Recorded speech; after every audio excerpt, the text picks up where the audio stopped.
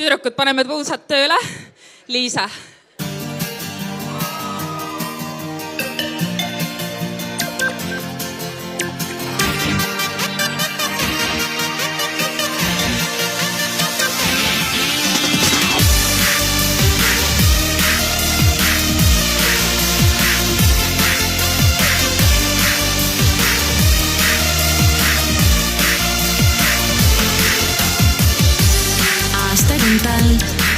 Sellel Liisal vist 55 või 66, vaid seal pole teist.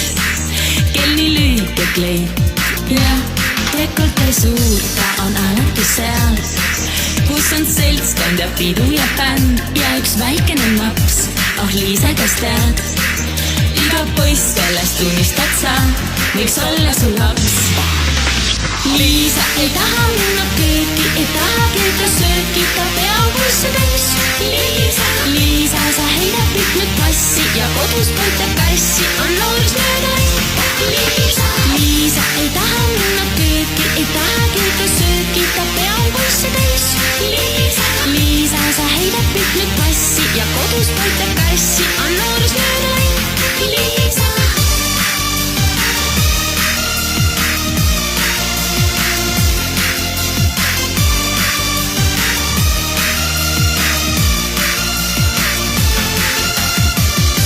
Üks hobi on veel sellel Liisal, kui tuletab peol ja pestud on meik, ta limpsab vaid keelt. Istub tooli ja avaneb peagi nii ahvatlev reik, kui leian kota. Võiks ta olla nii 25 või 36, vanusest ma ei tee numbrit, sest minu jaoks tähtis on hoopiski muu.